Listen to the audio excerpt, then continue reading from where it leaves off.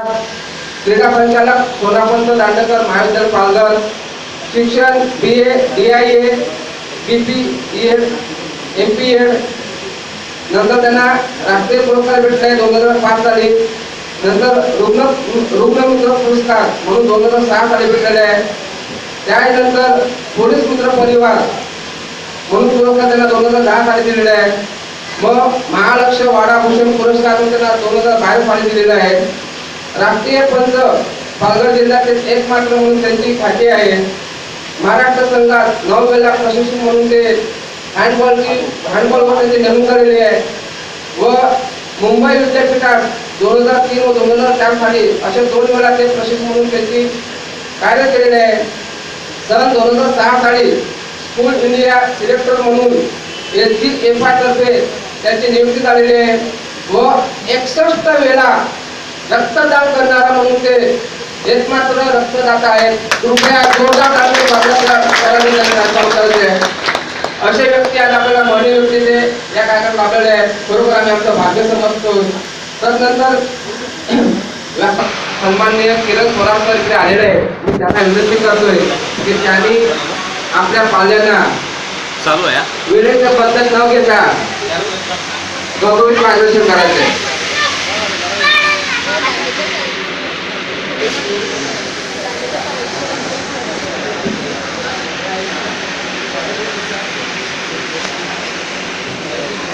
सर्वप्रथम मी आपणा सर्वात हार्दिक अभिनंदन करतो. भूक लागले का ते करता 2 मिनिट टाळ्या वाजवत नाही. एक तर तुम्हाला खूप भूक लागले, एक तर तुमच्या मनासारखा कार्यक्रम नसतो आणि दुसऱ्या टाळ्या कधी वाजतात. एक तर भाषण खूप आवडते, एक तर समोरच्या माईकवरच्या माणसाने थांबावं, अशा 2 गोष्टीसाठी टाळ्या वाजत असतात. त्या अनुषंगाने तुमच्या टाळ्या एक तर आमचे मित्र भाऊ भाचे नरेश थोडा त्यांनी बनवलेला खूप अतिशय चांगला आहे. त्याच्या वासाने तुम्ही मंत्रमुग्ध झाला असाल तर नाही टाळ्या वाजत चालते. आज वीज कंपनी सेवकांची सहकारी पतसंस्था मर्यादित जिल्हा ठाणे कल्याण डहाणू शाखा आयोजित यशस्वी गुणवंत विद्यार्थ्यांचा गुणगौरव सोहळा आज इथे संपन्न होतो. या सोहळ्याकरता उपस्थित असलेले आदरणीय MS पाटील साहेब जे या पतसंस्थेचे माजी सचिव आणि संघटनेचे पदाधिकारी आहेत. त्याचबरोबर मुकेशजी पाटील साहेब सर्कल सचिव जगदीश वर्माई साहेब की संघटना उभी राहत असताना उभी राहिल्यानंतर बिल्डिंग खूप सुंदर दिसते, परंतु ती बिल्डिंग उभी करत असताना तिचा पाया कोण आहे, त्या पायात भर करणारे कोण आहे हे अतिशय महत्वाचे असतात. आणि मला कळलेल्या माहितीप्रमाणे अनेक जण त्या दिवस पण आज माझ्या नजरेसमोर 2-3 दिसतात. त्यामध्ये वनवाळी साहेब, संचालक थोरात यांनी फेडरेशन ह्या भागात पाडण्यात खूप मोलाचं योगदान दिलं आहे. जोरदार त्यांच्यासाठी टाळ्या की आज त्यांच्यामुळे ही पतसंस्था त्या मार्गाने काम करते. आणि अनेक जण असतील, बऱ्याच जणांची नावं मला माहीत नाही, नामं मात्र मी वनमाळे आणि थोरातांचं नाव घेतलं. त्याचबरोबर उपाध्यक्ष गवळी साहेब, पांडुरंगी भुसारे सहसचिव आणि मंचावर उपस्थित असलेल्या या कार्यक्रमाला उपस्थित असलेले सर्व सन्माननीय पाहुणे, कर्मचारी, विद्यार्थी. आतापर्यंत आपण ऐकलं की बऱ्याच जणांचे वनमाळी साहेबांनी पर्सेंटेज वाचले. मला थोडी भीती वाटली. हा पर्सेंटेज आणि रेग्युलर बेस या 2 गोष्टींमध्ये कुठेतरी मी कमी पडतो असं मला बिलकुल वाटत नाही. म्हणजे प्रत्येक वेळेस तुम्हाला मिळणारे गुण हे तुमचे नैपुण्य दर्शक असतात का? बिलकुल नाही. ते तुमच्या यशाची पराकाष्ठा किंवा तुमची सीमा दाखवू शकत नाही. आता बऱ्याच जणांना 80% मिळतात, 90% मिळतात, 95% मिळतात. काही जणांना माझ्यासारख्याला 42, 45, 48 मिळतात. नाराज व्हायचं नसते. कारण का तुम्हाला परीक्षा ह्या तुमच्या गुणांचं मोजमाप करणारं यंत्र असा जो खेळ आहे पालकांच्या, शाळांच्या, समाजात हा चुकीचा आहे. एक शिक्षक म्हणून जबाबदारीने सांगतो. याच्याकरता त्याच्या प्रत्येक वेळेस आपण एका पडद्यात असतो की मला किती पर्सेंटेज मिळतात त्याच्यावर डिपेंड आहे बाकी सगळं. 12वीला 80 मिळाले तर 1 पॉईंट, 12वीला 50 मिळाले लाईफ बरबाद. बिलकुल नाही, बिलकुल नाही.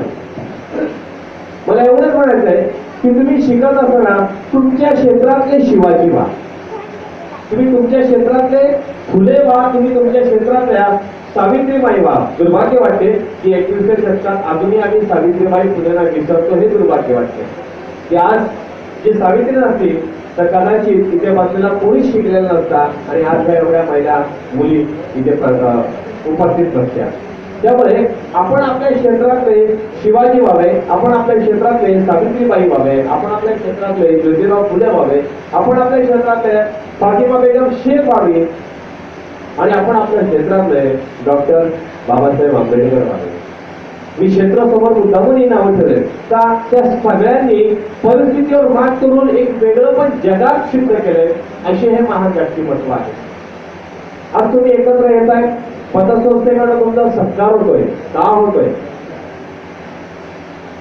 कळतंय का आपल्याला? का होतोय?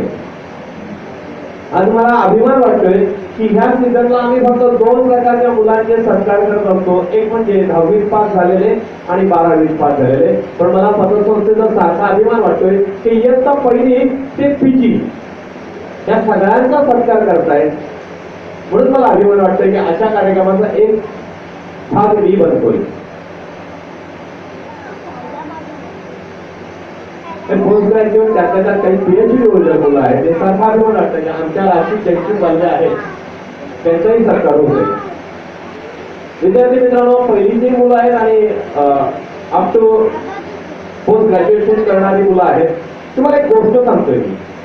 आता ज्या गोष्टी तुम्हाला एखाद्या भारुडातला कळत नाही, तुम्हाला फार मोठी 400-450 पानांची कादंबरी कळत नाही, परंतु 2.5 तासाचं पिक्चर अख्खा लगेच कळते.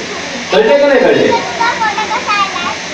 त्यामुळे तुम्हाला एक गोष्ट सांगतो, त्या गोष्टीचं मधीच अर्थ घ्यायचा आहे, तुम्हाला पुढे जायचंय. आता माझ्याकडे कमी आहे म्हणतात ना, एक मानसिकता आहे.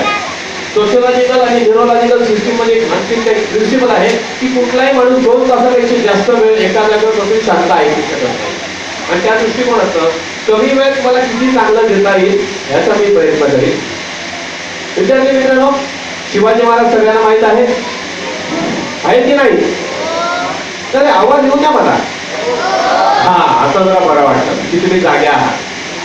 शिवाजी महाराजांची गोष्ट याच्यासाठी सांगतोय की आपण सर्वोच्च स्थान म्हणून जेव्हाही नाव घेतो तेव्हा छत्रपती शिवाजी महाराज आपल्याला आठवतात.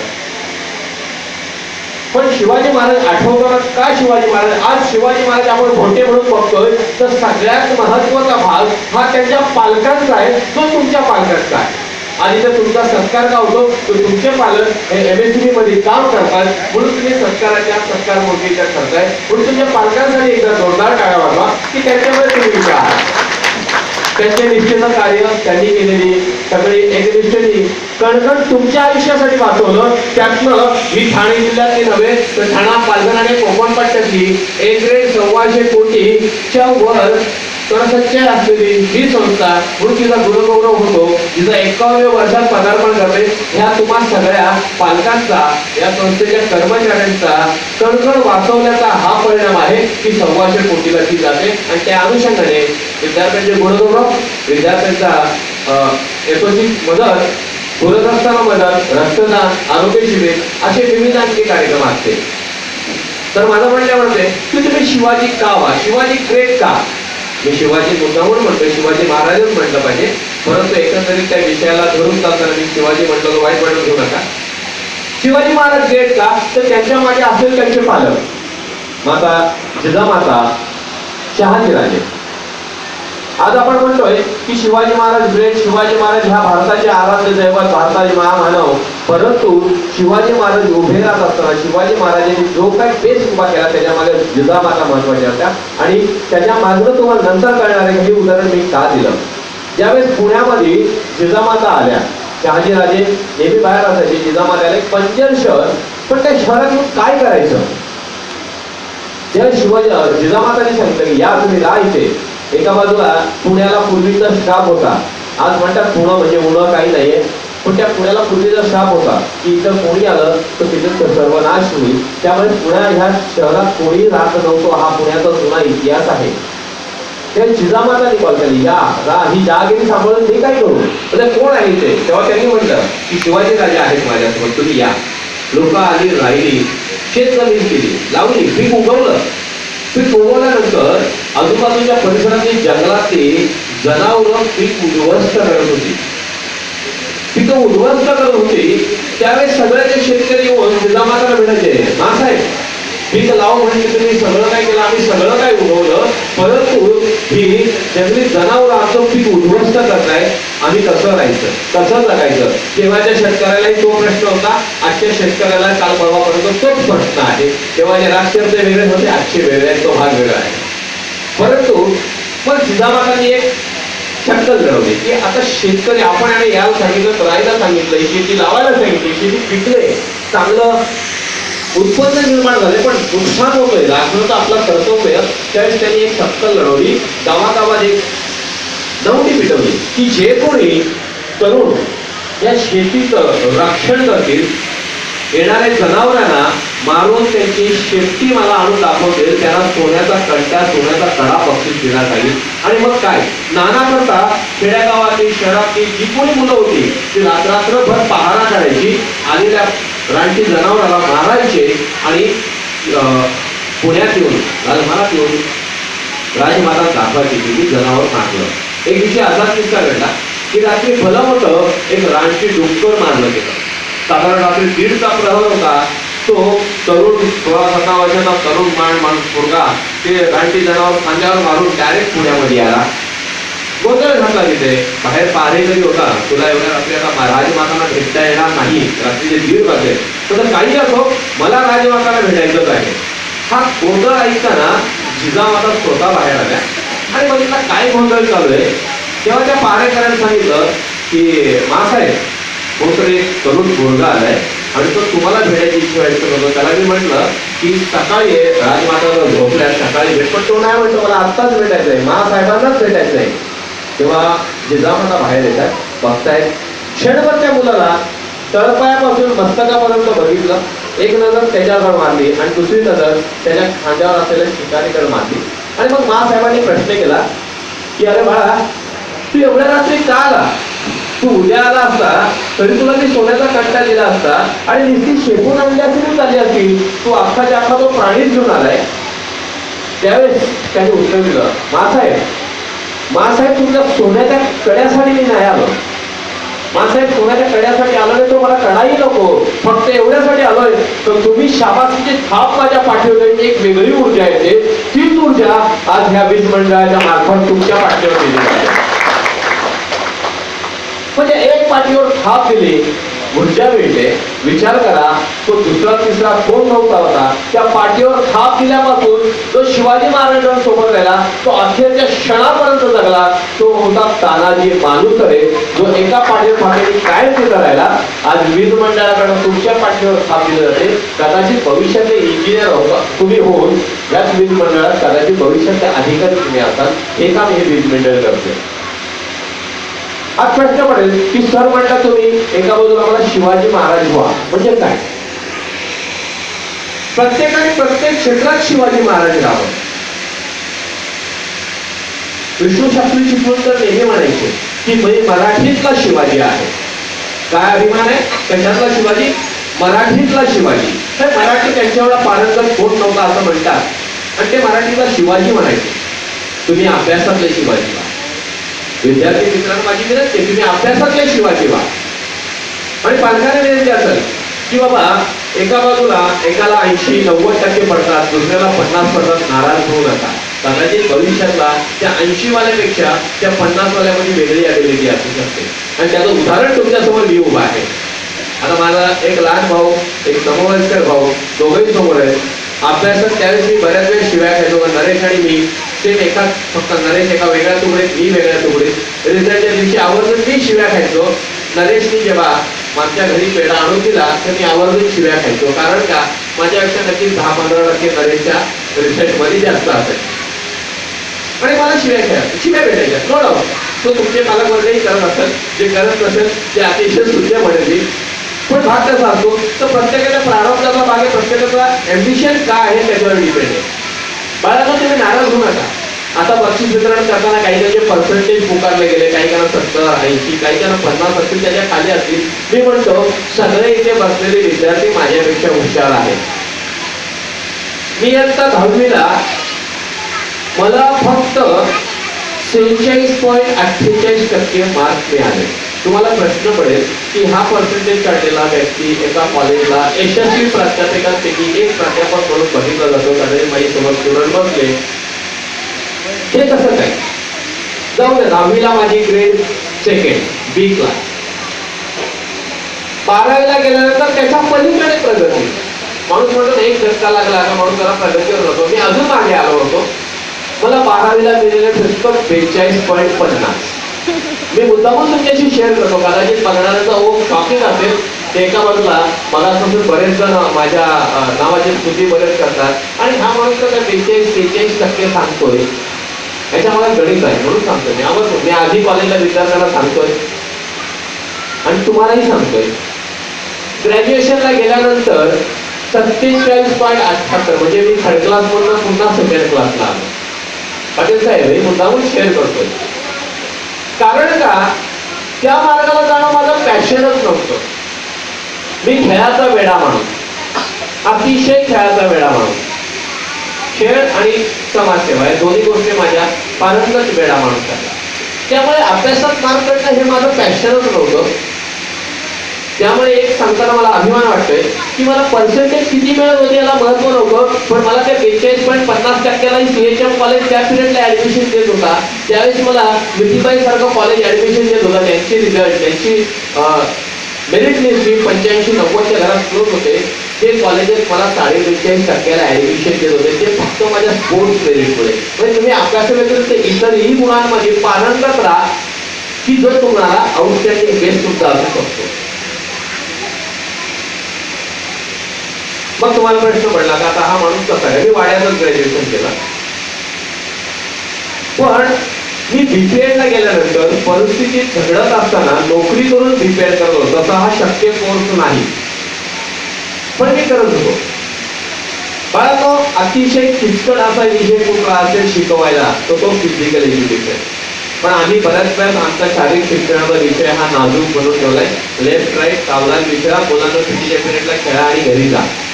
आमचे शिक्षक मंडळ, आमच्या शिक्षक मंडळाने त्याला युवा पांढरा बनवून ठेवलाय की हा विषय विद्यार्थ्याच्या मानवी जीवनातला तळपायापासून मस्तकापर्यंत अविभाज्य आहे, हा शिकवला जात नाही. पण तो मी शिकवतो. आता माझे सायन्सचे स्टुडंट समोर होते, त्यामुळे तिला माहिती आहे की सरांचे पहिले 5 लेक्चर हे ह्युमन बॉडीशीच कनेक्टेड असतात जनरल सारखे. आम्ही प्रत्येक गोष्ट करत असतात त्या गोष्टीचा भान करत नाही.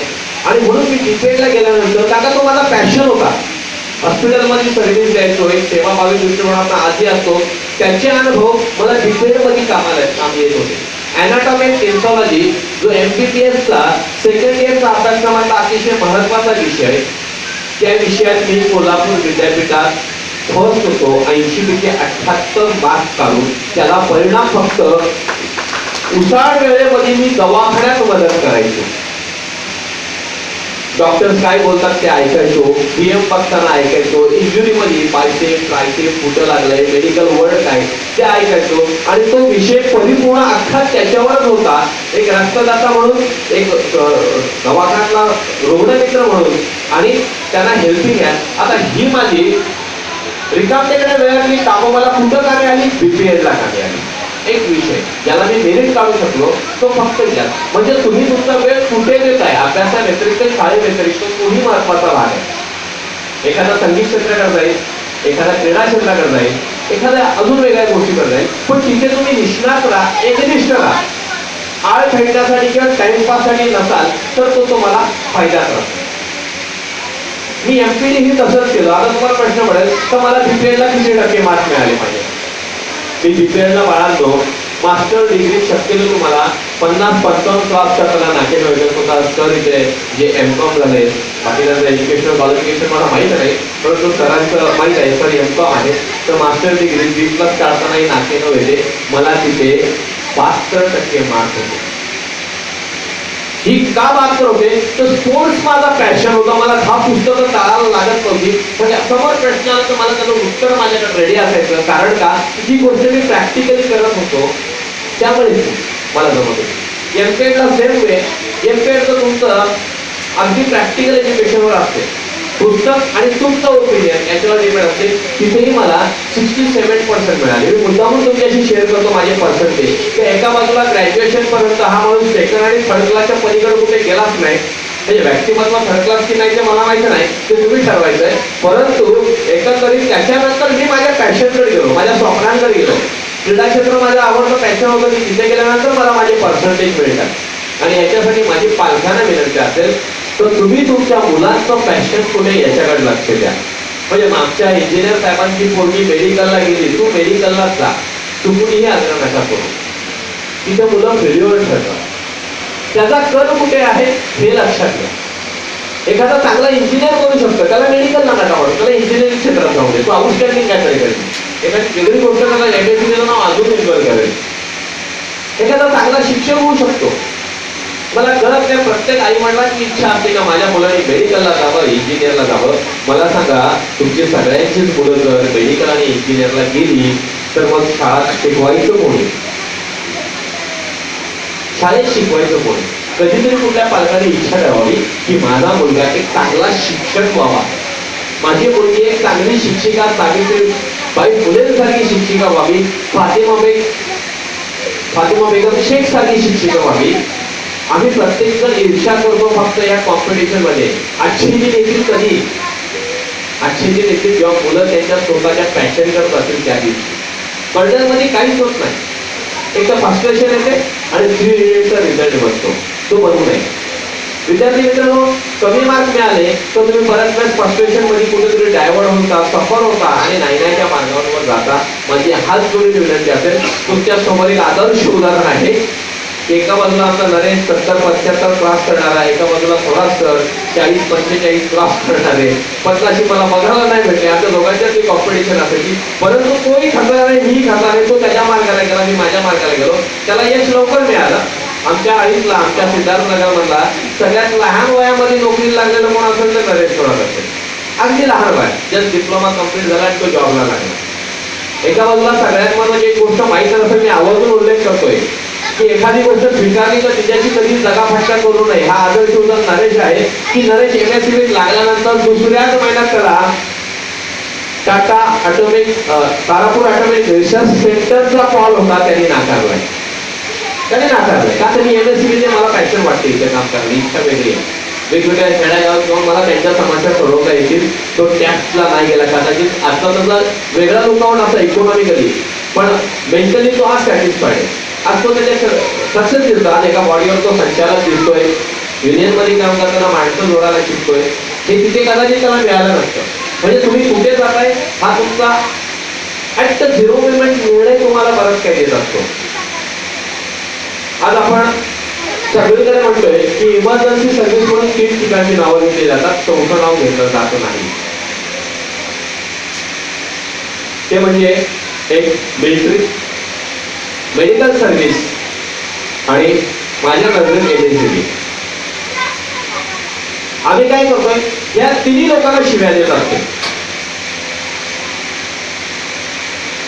बाहेर घुसखोरी झाली की आम्ही सैनिकांवर, सैन्यावरही दोषारोप ठेवायला कधी करत नाही. आजचं जे व्हॉट्सअप आणि फेसबुकचे चाहते लगेच करतात, विचार करत. पण आम्ही विचार करत नाही तर तो सैनिक त्या सीमेवर कणखर उभा आहे म्हणून आम्ही सुरक्षित जीवन जगतोय, या देशात सुरक्षित आहोत, बिलकुल विचार करत नाही. पेशंट हॉस्पिटलला असताना पेशंटचा जीव वाचवण्याकरता आमच्या नजरेसमोर पेशंटच्या त्या ऑपरेशन थिएटरची लाईट ग्रीन होईपर्यंत तो डॉक्टर, तो कर्मचारी आमच्यासाठी देव असतो. परंतु चुकूनही काही जर थोडीशी मिस्टेक झाली, बाय मिस्टेक पेशंट डेथ झाला किंवा कुठल्या डॉक्टरची इच्छा नसते माझ्याकडनं पेशंट मरावा, परंतु गेला तर आम्ही लगेच डॉक्टरांना शिव्या द्यायला असतो. झालं दुसरी इमर्जन्सी ट्रीटमेंट शिव्या खाण्यासाठी. आणि एमएससीबी वाल्यांना मी म्हणतो, सूर्याच्या राशीत कोण असेल तर तुम्ही, सूर्यानंतर दुसरं कोणाचं नातं असेल या भूतलावर एमएससीबी वाल्यांचं. तर सूर्य जर 2 दिवस आला नाही तर काय अंधार राहतो आणि अंग दुखायला लागतात. सांधे दुखीवाल्याला त्याचा जास्त त्रास जवळ पडल्यावर. तर तेही मनातल्या मनात सूर्याला शिव्या देतात, याला जवळ आहे असं अंग दुखायला लागलं. विचार करा की एक दिवस एमएससीबी वाले अख्ख्या स्ट्राईक वर गेले, अख्खा दिवस लाईट नाही, किती शिव्या यांच्याच नावावर. म्हणजे आम्ही एका बाजूला 5 मिनिटं हरी लाईट जाते, विचार करत नाही की का गेली, कशाला गेली असेल, थोडी माणूस आहे, तिथपर्यंत पोहोचायला वेळ जाणार आहे, कॉल चेकआउट करायला वेळ जाणार आहे, त्याच्यानंतर परमिट घेतल्याशिवाय तिकडनं शटडाऊन होणार नाही, शटडाऊन झाल्याशिवाय पुढचं काम चालणार नाही, पुढचं काम झाल्याशिवाय एक दोन त्यांच्या त्याला काय म्हणतात टेस्टिंग केल्याशिवाय लाईट कनेक्ट करणार नाही. हा टेक्निकली भाग आहे, परंतु आम्ही तेवढ्या वेळात किमान 500 शिवाय देऊन मोकळा होतो. पण आम्ही विचार करत नाही की आम्ही कुठेतरी आकडे टाकतो, कुठेतरी स्वतःहून फ्यूज लावतो. एखाद्या ठिकाणी एखादा MSCBचा कर्मचारी काम करत असतो आणि तो अचानक जातो, विचार नाही करत. आम्ही सर्वसामान्य मंडळी हा विचार करत नाही MSCBच्या बाबतीत. आम्ही 2 मिनिटं लाईन दिली तर लगेच शिवायला करतो. म्हणून तर MSCB वाले मला तिसरी इमर्जन्सी सर्व्हिस आहे की त्यांनी एक दिवस तरी ठरवलं की आज नाही काम करायचं, लाईटच द्यायची नाही, अख्खा भारत अंधारात जाईल, आजचं नुकसान होऊ शकतं. आणि चौथा शिक्षक मंडळी जी इमर्जन्सी मध्ये नाही, पण एक दिवस असा येईल की या भारतामध्ये पालक वर्ग प्रत्येक जण एकच अपेक्षा करतोय, माझा पोरगा इंजिनियर, माझा पोरगा डॉक्टर, पलीकडे विचारच करत नाही. एक दिवस असा येईल जसं आज अमेरिका, युरोप कंट्रीमध्ये इंडियन टीचरला सगळ्यात जास्त डिमांड आहे. भविष्यात आपल्याला तिकडनं सांगायला लागतील The big vacancy in India, wanted teacher, pre-primary section, primary section, high school, college असं करावं लागेल. त्यामुळे हा इमर्जन्सी सोर्स भविष्यात पैदा होऊ शकतो. एका बाजूला आजचं झालेलं, आज आम्ही शिकलो त्यात आमच्या आई वडिलांना 50-60 हजार रुपये पण अख्खा आमचं एज्युकेशन कम्प्लीट करताना आलं नसेल. कदाचित जी इंजिनिअरिंग मंडळी तो खर्च आला असेल, पण तोही तेवढा नसेल जो आज तुम्हाला लागतोय. माझं विद्यार्थ्यांना एक आणि पालकांना आव्हान आहे की मुलांना तुम्ही मुक्त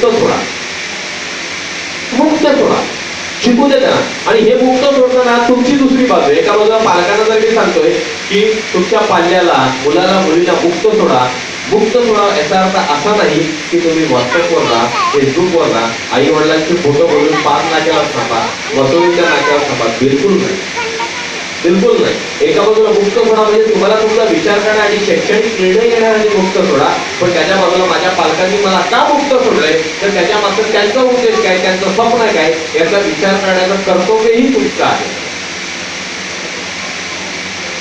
माझं स्पष्ट म्हणणं आहे की आज आपण मुलांना इंजिनिअरिंग साठी पाठवतो. इंजिनियर होताना किमान 5 ते 10 लाख रुपये पालकांचे सहज जातात. ट्रेड बदलला, आज डोनेशन नावाची अतिशय भयान शापच आलाय. MBBS ला सेम. आज तुम्ही जर मेडिकल फील्ड किंवा इंजिनियर फील्ड जाल तर 25 ते 35 लाख रुपये पालकांना खर्च करावा लागतो. पण माझा दावा आहे पालकांची, एक पालकांना माझा चॅलेंज आहे, तर तुम्ही एका प्रिमाइसचा ऑफिसर बनवण्यापेक्षा अख्ख्या जिल्ह्याचा ऑफिसर तुमचा मुलगा किंवा तुमची मुलगी का नसावी का? तुला माहिती, तुम्हाला वाटत नाही तुमचा मुलगा किंवा मुलगी एक मोठी अधिकारी असावी? ना. मी माझ्या कॉलेजमध्ये बऱ्याच मुलांना इंजिनिअरिंग आणि मेडिकल जाण्यापासून थांबवतोय. हा, ज्यांचं खरोखर पॅशन आहे का मला मेडिकल फील्ड मध्ये काहीतरी करायचं आहे. आदर्श उदाहरण देईन मी की डॉक्टर आनंद गोसावी, एक मेरिट होल्डर, 10वीला 93%, 12वीला 91%, गोल्ड मेडलिस्ट मुलगा, पण सेवाभावी दृष्टिकोनातलं काम कसं असतंय माझ्या नजरेत आजच्या तरुण पिढीला आदर्श डॉक्टर आनंद गोसावी. असे डॉक्टर बनायचं असेल तर मग असे डॉक्टर बना की जिथं सेवा हा माझा फर्स्ट प्रायोरिटी माझ्या सेवेला आहे, पैसा हा नाही. आणि आज बरेच जण ते आदर्श डॉक्टर बनण्यापेक्षा डॉक्टर सुदाम मुंडे कसं बनता येईल याच्या मागे जातात आणि त्याचे डॉक्टर बनणार असेल तर नका बनू. इंजिनियर बनायचं एक वेगळं इंग्लिशिंग करा काहीतरी. माझा पालकांना एक दावा आहे की तुम्ही आजच्या बाजूला काबाड कष्ट करताय, लोन करताय. आयुष्यभर मुलं शिकेपर्यंत सर्वसामान्य कर्मचारी हा लोनवरच असतो. मुलाचं ऍडमिशन आहे, पतसंस्थेचं लोन तेवढं निघाला, पुढच्या डिग्रीला ऍडमिशन आहे, पुन्हा पतसंस्थेचं लोन, ह्या बँकेचं लोन. मग लोन घेऊन तुम्हाला आई वडील घडवताय, परंतु त्याच्यानंतर तुमच्या पदवीची अपेक्षा पडते का? नाही, सगळ्यांच्या नशिबात ती पडत नाही. म्हणून माझा दावा आहे, पालकांची एक माझी विनंती आहे की तुमची मुलं जर सायन्स किंवा कॉमर्स टाकताय तर माझं एका बाजूला की तुम्हाला फार मोठा अधिकार बनण्यासाठी फार पर्सेंटेज पाहिजे बिलकुल नाही. 60% शिकार झाले, 60% शिकार झाले. याच्यासाठी की 11वीला मुलं जातानाच त्यांना स्वप्न दाखवा UPSC MPSC ची.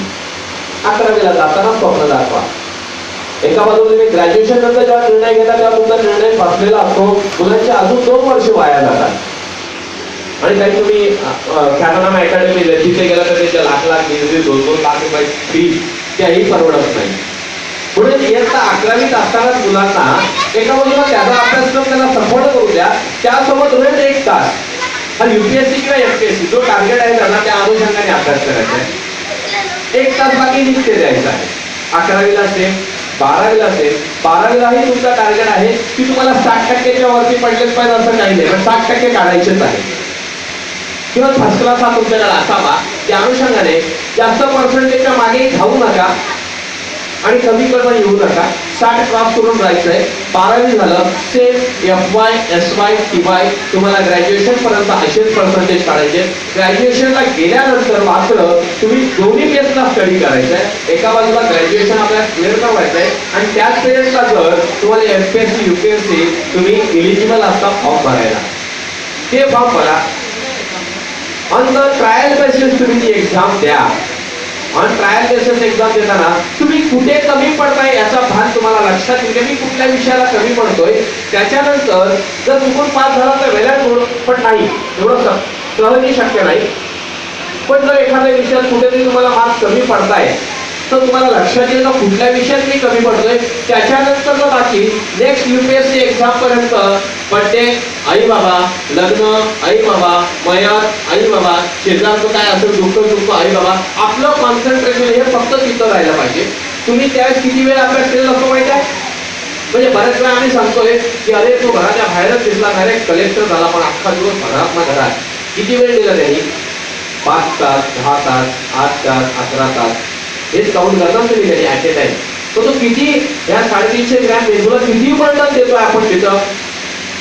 फ्रस्ट्रेशन येते कधी कधी आकाशाचं. पण तुम्ही जर 11वी पासून रोज 1 तास दिलाय तर त्या टीवाय आफ्टर टीवाय आणि एक्झाम ड्युरेशन त्या मधल्या वेळेत तुम्ही रोज 5 तास दिल्यासारखे काउंट करतात आणि त्याच्यानंतरच्या वर्षभरातली स्टडी म्हणजे तुम्ही रेग्युलर 6 तास त्या अभ्यासाला असं मिळतं होतं. त्यामुळे विद्यार्थ्यांना माझी विनंती असेल की तुम्ही अशा मार्गाने जा. आई वडिलांचे पैसे वाचवा.